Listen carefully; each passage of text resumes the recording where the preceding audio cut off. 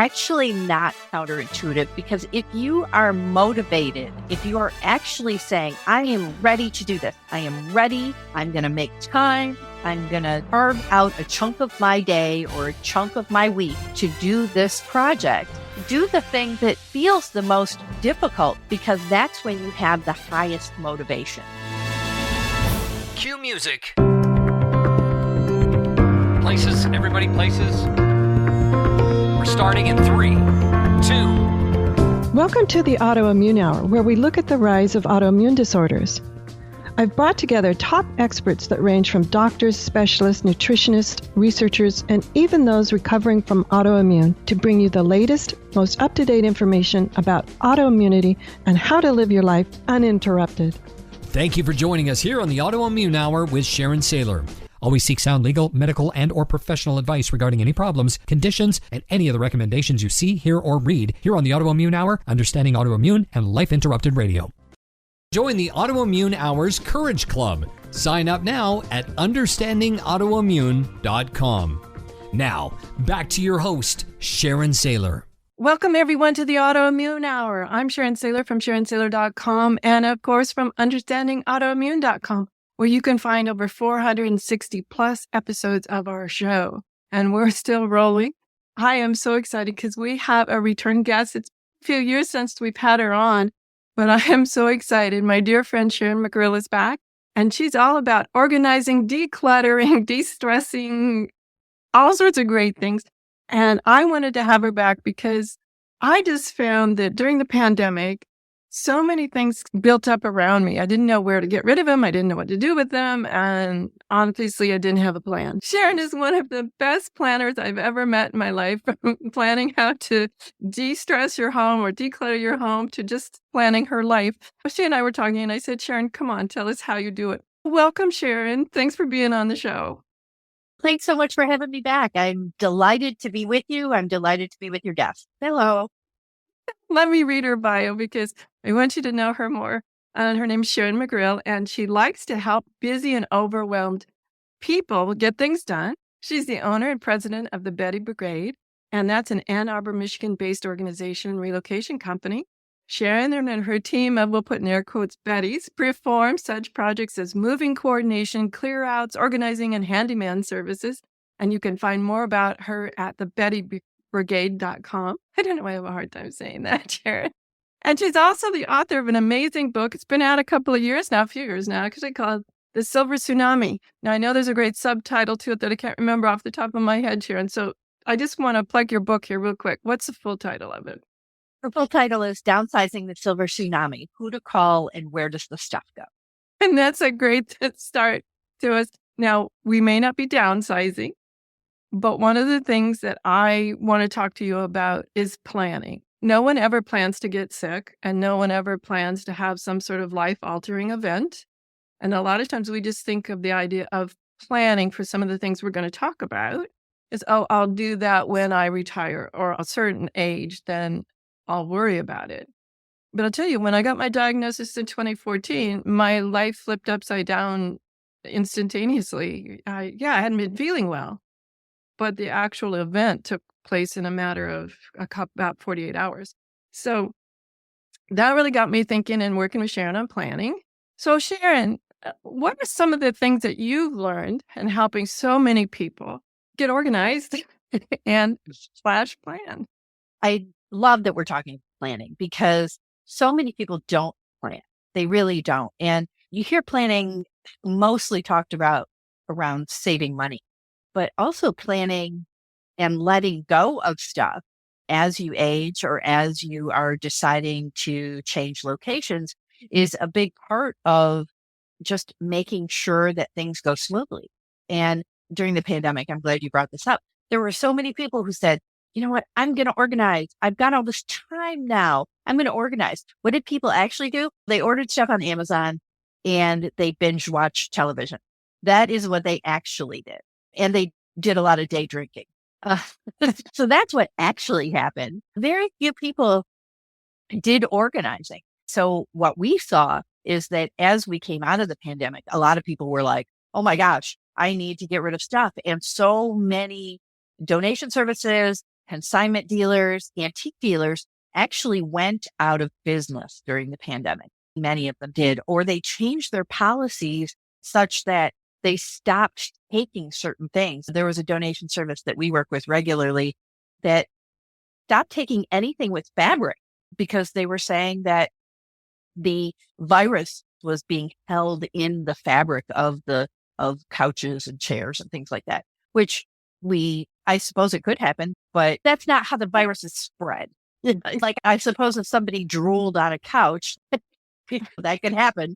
But I felt that was a ridiculous thing to say, getting back to planning. So the thing that we see most often in our business is people are making decisions under duress, that something drastic happens, some life-altering event, whether it's an illness, whether it's a death, whether it's something else that happens, and they're having to make these decisions very quickly. And so when you have to make decisions quickly, it often costs more money because you don't have the luxury of time. You're just saying, okay, what are my options? My options are this or this. And when you can back that out, you might have 6 options instead of 2. So being able to plan, being able to take your time, being able to really be more thoughtful about your stuff and your lifetime of collection really is a thing. So can you plan for letting things go or gifting it to someone you love or displaying it because it's been sitting on the floor for years? For me, the idea of planning some of these things it takes the emotion out of it. I've had the opportunity to either, I'll put in air quotes, mourn the idea that I'm gifting my collection somewhere, or it takes a lot of the emotional need to do it really fast and removes the emotion from it, which is helpful too. So I'm not really going then. I had to make the decision within a matter of hours, and I did. And then 2 years later, you're like, oh gosh, darn, I really miss that, or I wish I had done that. And so to me, this kind of planning really helps. Although it's easy to put it at the bottom of the priority list. As you said, what people said during the pandemic they would do and what they really did. Planning is one of those things that intellectually, I think we all know, yes, it's valuable. And yet it's easy to go, okay, I'll do that after. And then after never comes. So what are some tips? Do you have checklists or things like that? Because I don't even know where I would start when I'm looking around my house. So the places that stuff collects most often are the areas where we store things. So closets, basements, attics, garages. Those are the places where stuff starts to stack up because it's out of our daily use. Also spare bedrooms. That's often a place where things stack. So those are the areas that we often are saying to people, start with the area that feels the most difficult. That seems counterintuitive, Sharon. It's actually not counterintuitive because if you are motivated, if you are actually saying, I am ready to do this, I am ready, I'm going to make time, I'm going to carve out a chunk of my day or a chunk of my week to do this project, do the thing that feels the most difficult, because that's when you have the highest motivation. That's when you are actually saying, okay, I am willing. Now, everyone has different approaches to this. Some organizers say, start with the small stuff, start with the low hanging fruit, start with the junk drawer. Yes, you can do that, but you're never going to get past the junk drawer. You're never going to get past the daily clutter that has covered your counters or your dining room or has ended up in the corner of your living room. So starting with that hard thing when you're motivated is where we like to suggest. And it doesn't mean doing it alone. That's not what I'm talking about. I'm talking about bringing in a friend, bringing in a family member, or hiring a professional to help you do this to keep you motivated. And I will say that it doesn't always work working with a family member, especially a spouse or someone you live with regularly, because there's often a conflicting dynamic. So, for example, I am not a saver, surprise. I just save certain things. I am a big collector of rocks and crystals. And and so they're all over my house. And they're even behind me. You can see them behind me. But the thing is that my husband collects tons of stuff. Like he collects things and he's the someday guy. And we all know a someday person where they say, I might need this someday. Whether it's a loose screw or the 2 extra screws when you were putting together a project. I had a family member since passed, but I had a family member growing up who had saved coffee cans, and the coffee cans were full of all sorts of things. It was amazing to us, but it was a someday mentality. And sometimes that someday mentality comes out of the Depression. And so the Great Depression that we went through in 1929, many people, because they were in such lack and such scarcity, that they started saving things. They started saving rubber bands because rubber was hard to find. They started saving aluminum foil because tin became hard to find. And it used to be called tin foil back then. And often when we go into homes where people have lived for 40, 50, 60 years, and we do go in those homes, so those are folks that have been through the Depression, and you will see their houses. Their houses are so full of stuff that they might need someday, that the stuff actually starts to deteriorate after a while. So like, for example, rubber bands do have a shelf life. And if you hold on to your rubber bands, they start breaking, they dry out, they snap. And we've all had a rubber band snap, but you can't hold on to rubber bands forever. You also can't hold on to certain kinds of plastic. It starts to deteriorate. It feels sticky. And where you might notice this is old doll heads, like dolls that are made of plastic. If you touch their face and it feels like their face is coated in grease, what that means is that the doll head has started to deteriorate and there's nothing you can do. Like you have to throw it away. You can keep it for sentimental reasons, but it's that deterioration is going to continue to happen. Hosiery actually disintegrates. And we've all had those elastic bands. If you put on elastic and the elastic becomes overstretched, you can't make elastic tight again. You have to put in new elastic. But elastic, the stretchy part of the elastic is what wears out. And sometimes we see this in homes where as we're donating clothes, if you've got a stretching waistband or something like that, we stretch it out. And if it makes a noise, it sounds like the crackle noise. Those are the kinds of things that people are holding on to someday, but they never get to someday. So I really encourage people to use their good dishes, to use the good soap, to burn the candles that they got as gifts, to actually use the stuff that they're saving because someone gave it to them and someone thought well enough of them to give this to them, or maybe they received it as a family member passed and they have gotten this from a family member. Use it. Love it. Enjoy it. Love your life. Stop saving stuff in closets. It makes me crazy. It makes me crazy. Like, oh, I'm going to save this soap. It's so pretty. Guess what? If you save the soap, the scent goes away and the soap actually takes on the smell of whatever is around it. And the scent of this yummy, beautiful soap will go away. So use it up. Oh, yes. You don't want mothball smelling soap, right?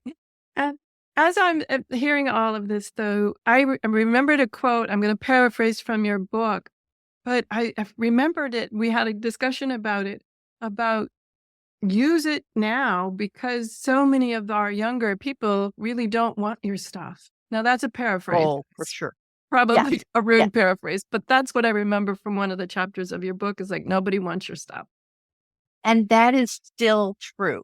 And what has happened with my business is that I have started speaking to the children of these savers. So I'm speaking to this younger generation and they're just like, yep, we've got our own stuff. We don't want mom's china.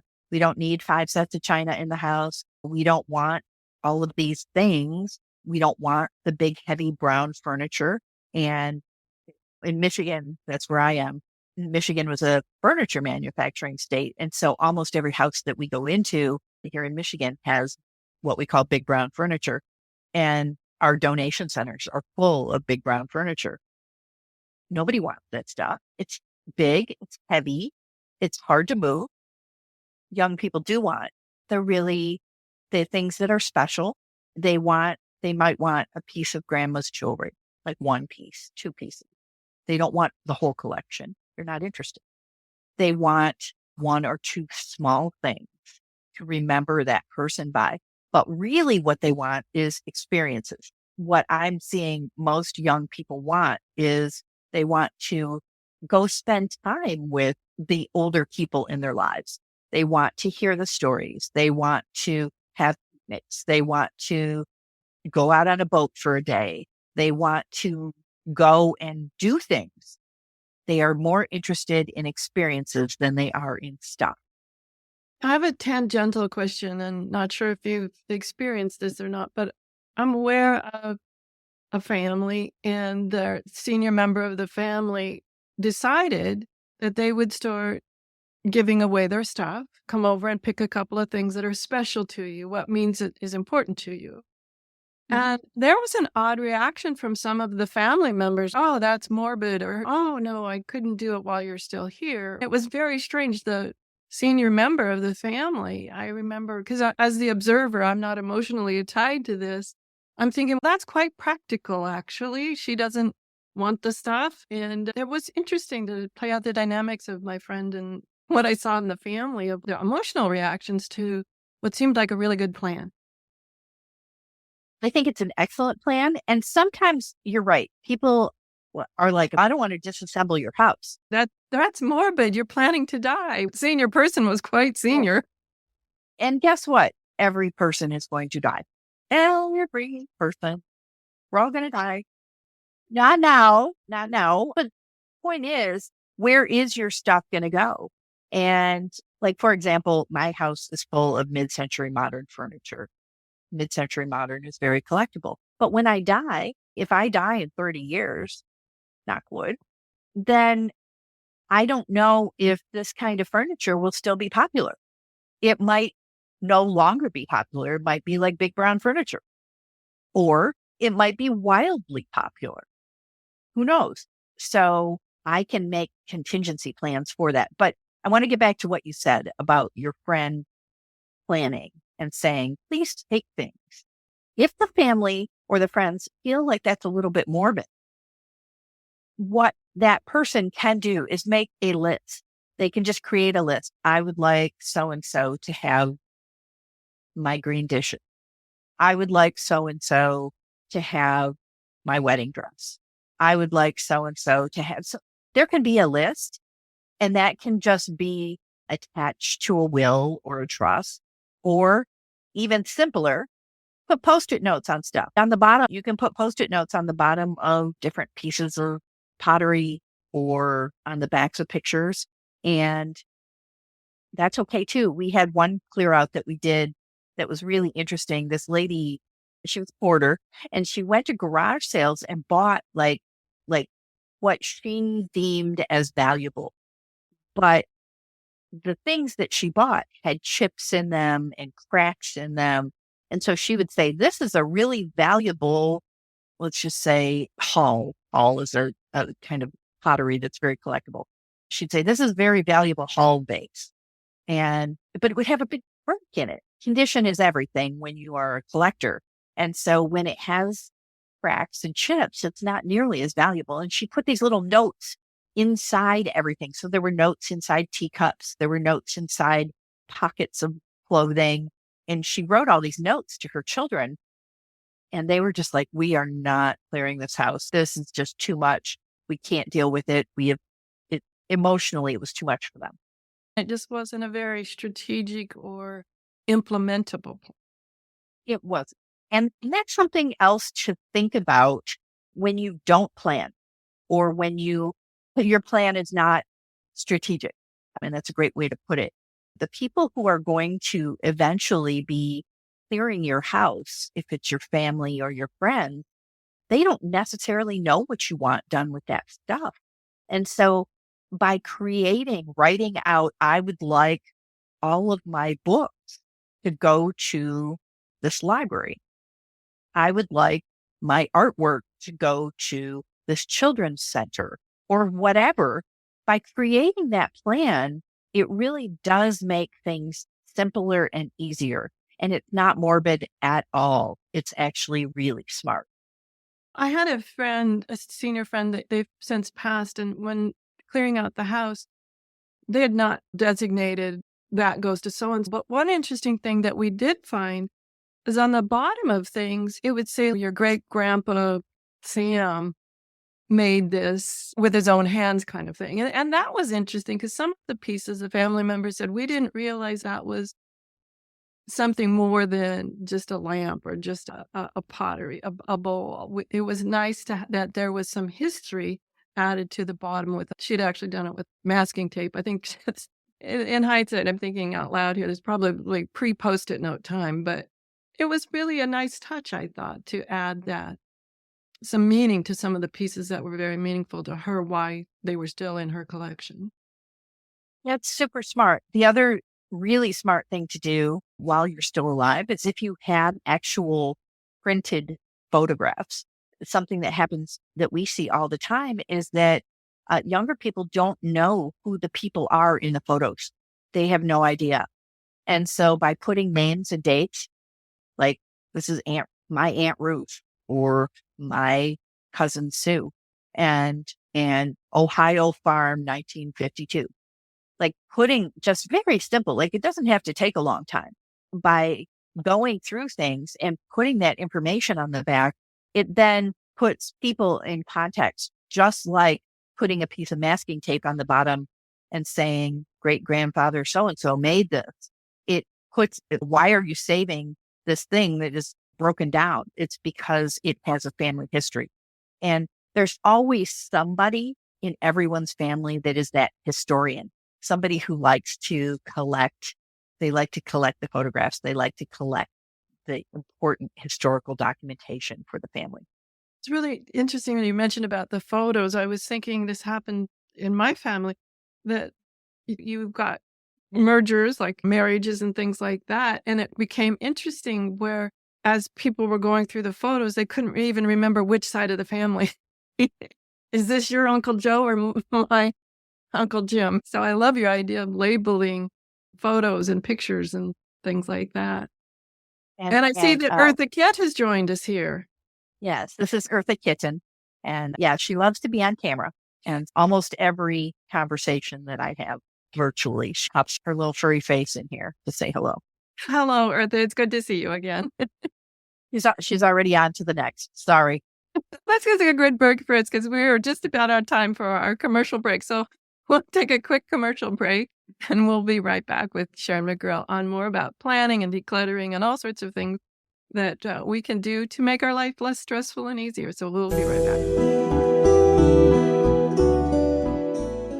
The Autoimmune Hour will return after these messages from our sponsors. It's great sponsors like these that keep this show coming to you every week. Be sure and stop by understandingautoimmune.com to learn more. The Real Conscious Connection. Om Times Radio. IOM FM. If I could be you. And you could be me. For just 1 hour. If you could find a way. To get inside. Each other's mind. Walk a mile in my shoes. Walk a mile in my shoes. Walk a mile in my shoes. We've all felt left out. And for some, that feeling lasts more than a moment. We can change that. Learn how at belongingbeginswithus.org. Brought to you by the Ad Council. Walk a mile in my shoes. Om Times Magazine is one of the leading online content providers of positivity, wellness, and personal empowerment. A philanthropic organization, their net proceeds are funneled to support worldwide charity initiatives via Humanity Healing International. Through their commitment to creating community and providing conscious content, they aspire to uplift humanity on a global scale. Om Times, co-creating a more conscious lifestyle. Hey, hon, what you doing with your phone? Taking pictures? No, I'm asking it questions. Like what? Hey, Bobo, Do flowers have best friends? I'm sorry. I'm afraid I don't know that. Hey, follow me. I want to show you something. Look, flowers do have best friends. Whoa. Some answers can only be found in nature. Discover the unsearchable. Visit discovertheforest.org to find a trail near you. Brought to you by the United States Forest Service and the Ad Council. Hi, this is Sharon. And of course you know me from here on the Autoimmune Hour. Maybe you don't know I'm also an author. My latest book is for kids. It's Pinky Chenille and the Rainbow Hunters, a winner of a 5-star Reader's Favorite Review. It's perfect for your early reader and a great bedtime story for your young adventurers. Check it out over at pinkychenille.com. That's PinkyChenille.com. See you there. Welcome back, everyone, from that quick commercial break. I'm here with Sharon McRill, and she is a founder and CEO of the Betty Brigade. They're in Ann Arbor, Michigan, organization and relocation company. And we've been talking about, it's a tough topic, planning, pre-planning, organizing, and maybe even what do we want to do with the final disposition of things. I don't know why I can't talk today, Sharon. Anyway. So, Sharon, we've been talking about planning and photos and labeling and organizing. And I want to get back to organizing because I feel like we talked about start with the big things. And I mentioned that seemed a little counterintuitive to me. Obviously, it has a visceral reaction in me. It's like, oh my gosh, that seems like too much. And your recommendation was that's when you've got the energy. So tackle it. Mm-hmm. Get help. Don't try and tackle it on your own. If it feels overwhelming to you, it will be. That energy, trust that energy. But you can also say to I started to talk about if your significant other, your spouse, is the opposite of you, then it's a challenge. However, going back to that, like saying, okay, I need you to do this box because this is your stuff. And I don't want to make decisions about your stuff. And these 3 boxes over here are my stuff. And I will go through my boxes and you go through your one box. And by creating that little bit of momentum, it really does help. And I think enlisting friends help. I have a couple of friends, and when we were moving her, she was able to tell us the stories about him. And then that somehow dissipated some of the memories about it or whatever. And I think she was able to declutter more than if she had just been sitting there and getting involved in the story of each item she was considering. But having some close friends by who I liked hearing her stories. Some of them I actually knew. I didn't completely remember them, but I actually, like when she brought it up, oh yeah, I remember that time we did XYZ. I didn't know that's when this was from. And so enlisting friends was really helpful. Although I could see, depending on your friends, maybe you got a friend who's an absolute throw it all out. And you're a keep it all kind of person, might end your friendship. So what do you think about having friends and then I also want to talk how you locate a good service too, because I would feel overwhelmed and how do I know who to choose? But what's your idea about having friends help? So you have to remember that unless you're paying your friend, they are a volunteer. And so you cannot expect them to move your couch unless you're 15 years old. What I mean by that is that your friends are there for emotional and moral support, but they're not there to move 30 boxes. That's really not their job.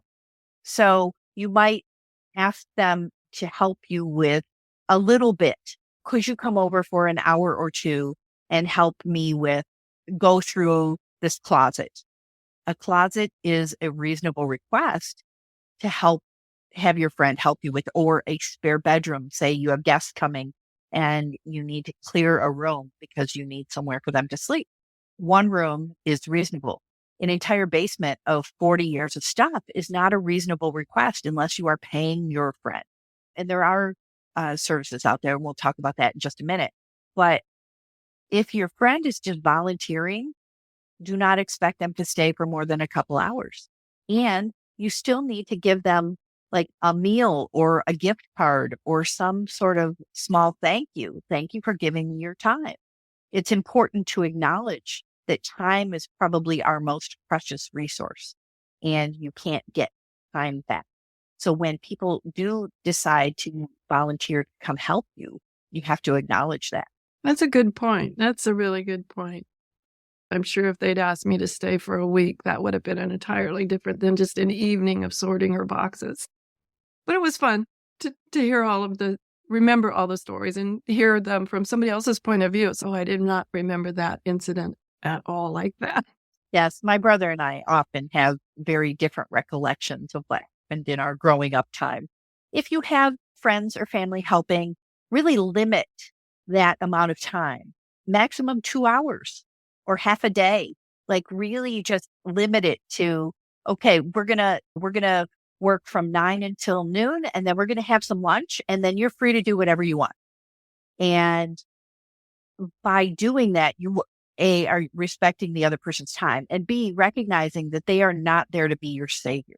They are there to help you for a limited period of time. Now, when you are hiring somebody, it's a whole different story because you can expect them to be there for 8 hours, and you may not have the stamina to stay with them for 8 hours, but a professional organizer or a professional home clearing company knows how to work even when you're not there.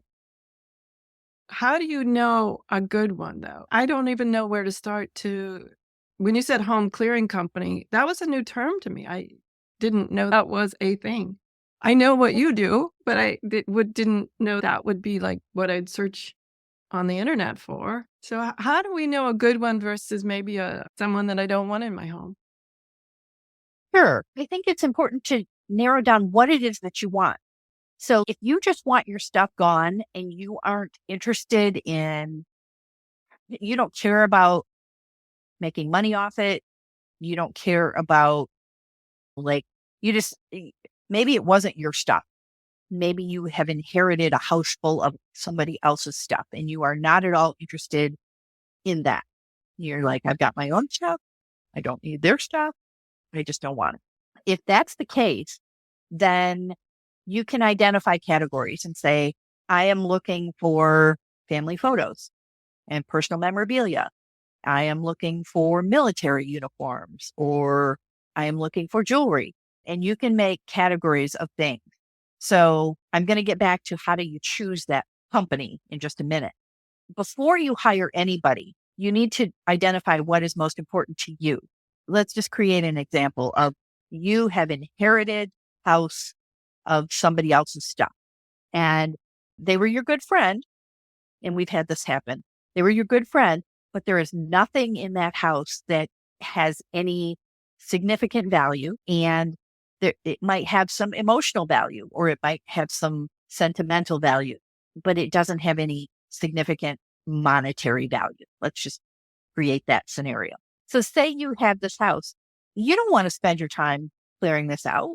You don't, because your time is your most precious resource, but you know that you've inherited your friend's house. You might say, you know what? I need their important paperwork because I have to close out their life for them.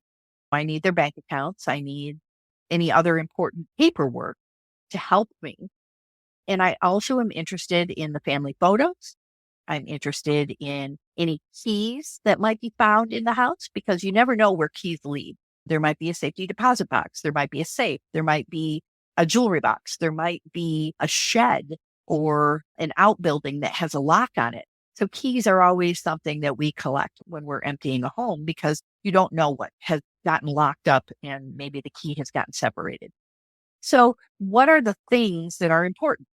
And by identifying, creating what's important to me emotionally about this person and what's important to help close down their life. Those are the things that you might want to make a list of. You might not know exactly what those things are. And so by walking through the house, you will start to see some of the things that person collected.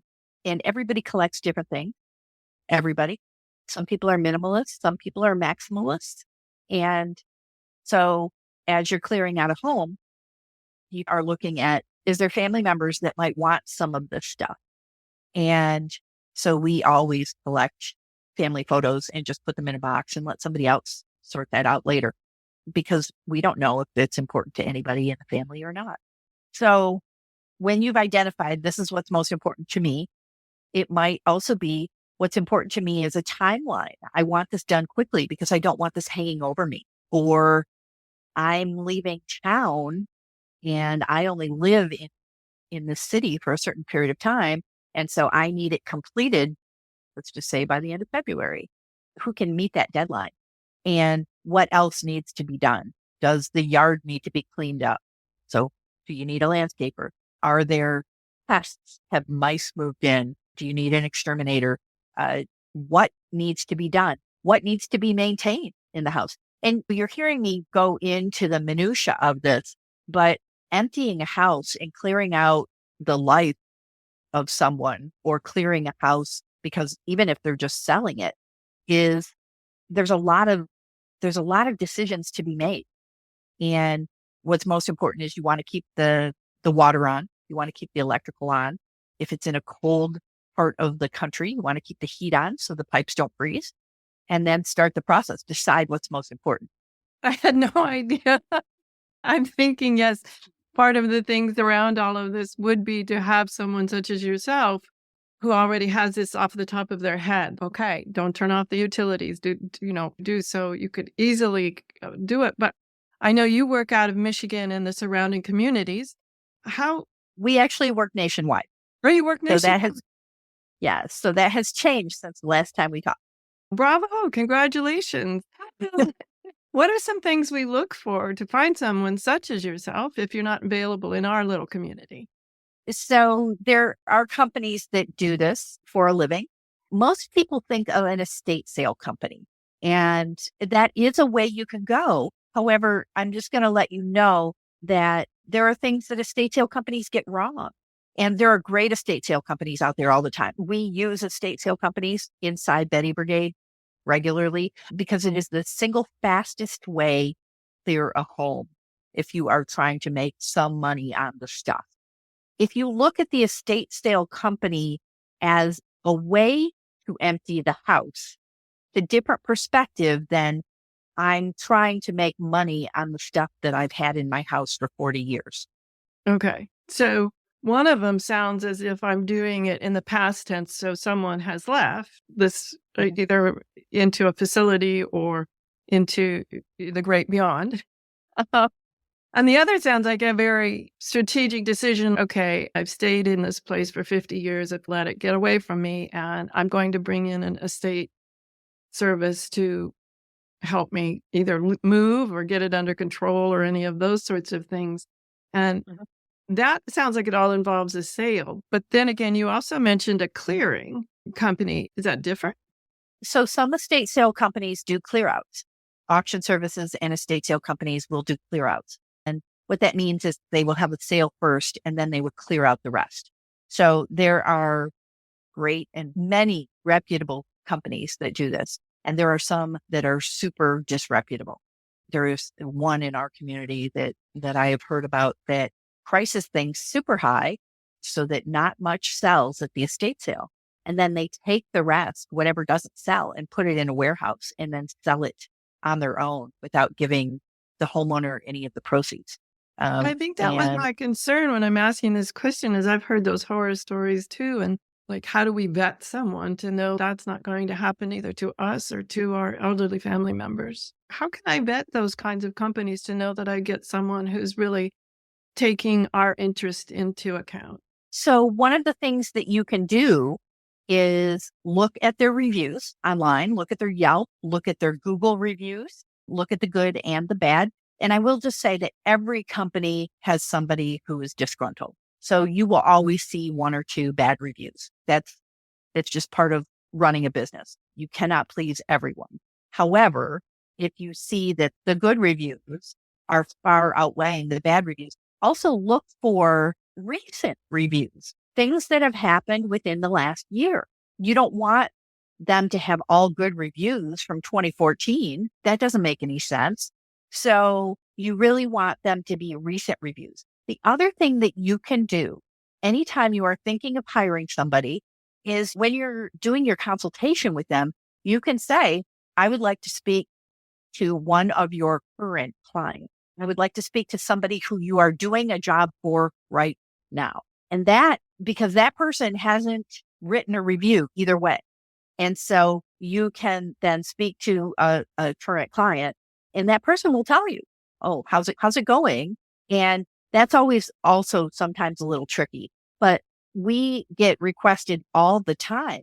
Could I please speak to some of your clients? That's an important point because I was thinking about when I moved and I had a roof put on, and then it was just 18 months later, I wanted to talk to them about something else.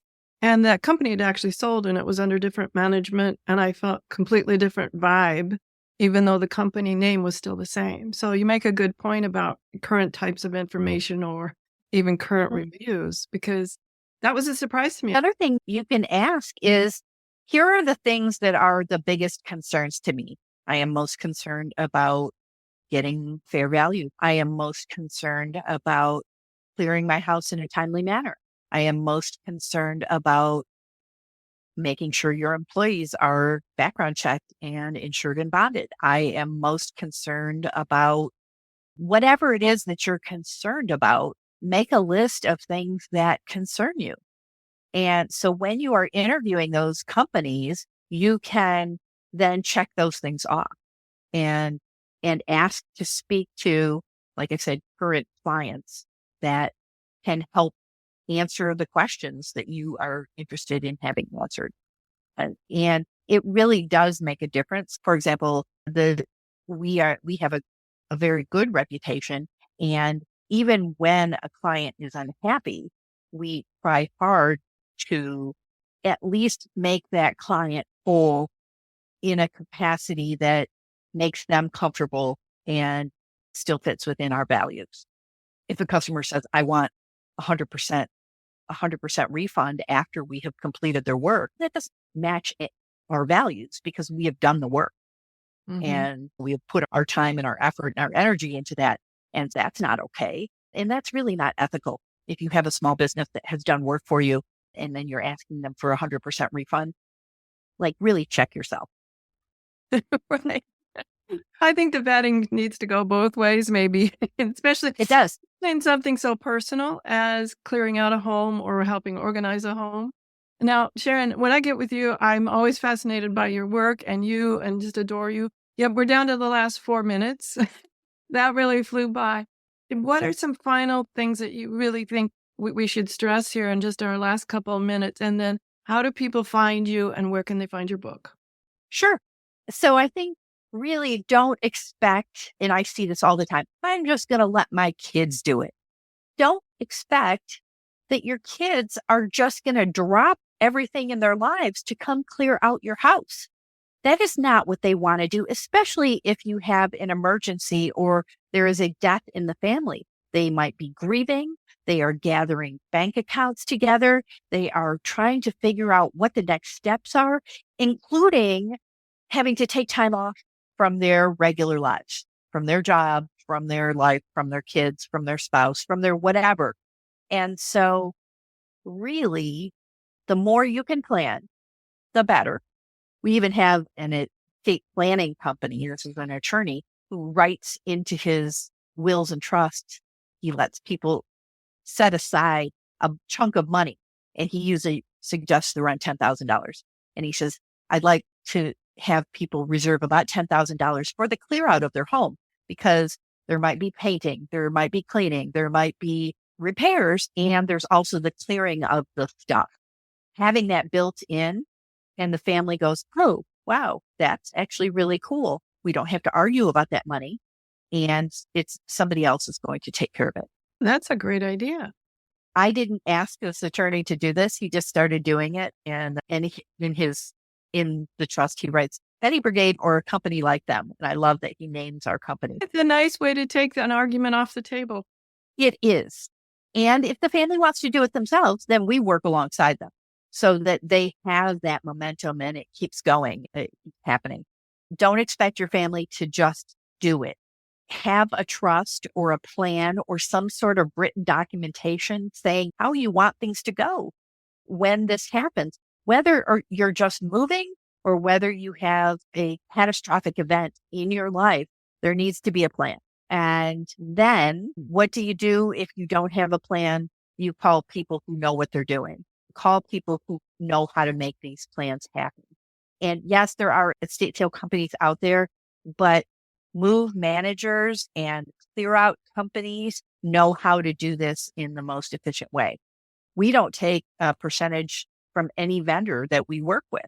So say we bring in a painting company and they charge $10,000 to repaint the inside of a house because it hasn't been painted in 20 years.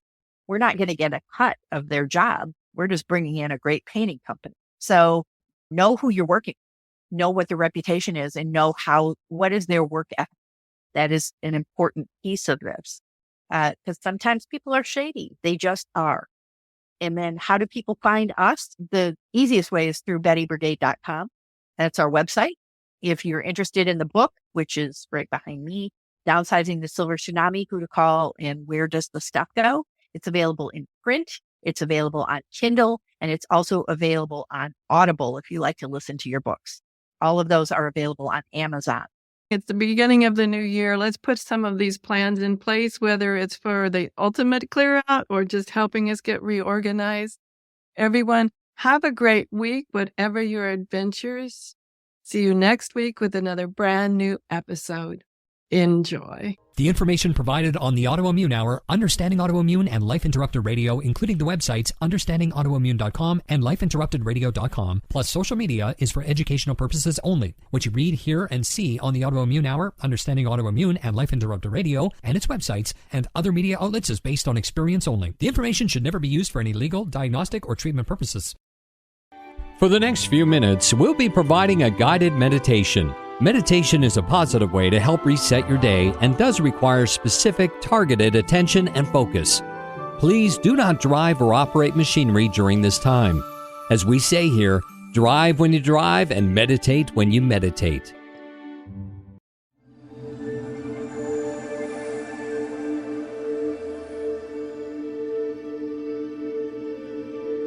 Take the next moment now to find a nice, comfortable spot. And from this spot, examine every nook and cranny to make sure you're comfy. That's right, shake it out. Wiggle your fingers and your toes to get very comfortable. That's right. And from this place of comfort, go to your favorite spot. You know the place. That place that you feel safe and secure and can just let your mind wander. Taking some nice deep breaths. Savor the colors, the smells, the textures and patterns. In the next moment, just look all around and enjoy what you see. Looking from side to side, behind you, above you and below you. Savoring your favorite spot. Continuing nice deep breaths with extended exhales. Let your mind wander. Ponder the question, what would I do if there were no limits? That's right. Let the mind wander past all conceived limits. What would you do?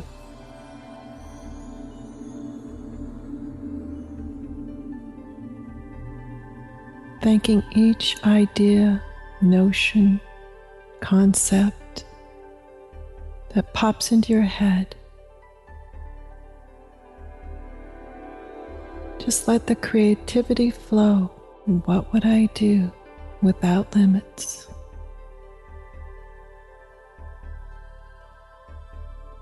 That's right.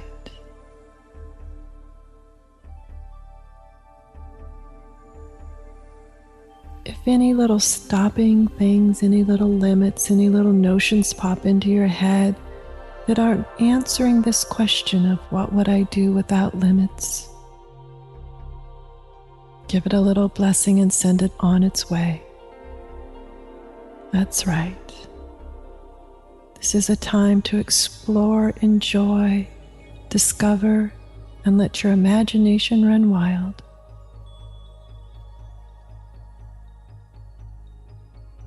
Taking all the time you need right now to pick some of your favorites. No limit on the number of favorites, but just pick a few of your favorites, that's right.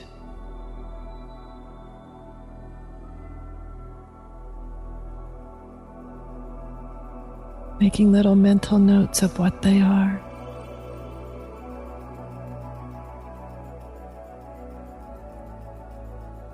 And enjoying each one of them with a nice deep breath. Just continue through this list of what you would do without limits, knowing that you can come back to this list, to this place of safety and security at any time, anywhere. You know the spot. You know how to come back here at any time. That's right. Taking all the time you need to make this a reality. You're the only one that has to give permission for these. These are your dreams, that's right.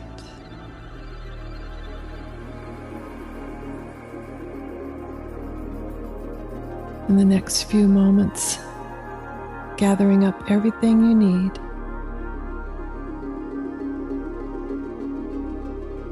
continuing to breathe through the process as you begin to come back to the present moment. Alert, alive, and ready to begin again out here in the present moment. Eyes wide open now, back here in the present moment with all the marvelous discoveries you've brought back with you on what you would do without limitations. Doesn't it feel wonderful to bring those gifts back with you? That's right. Welcome back.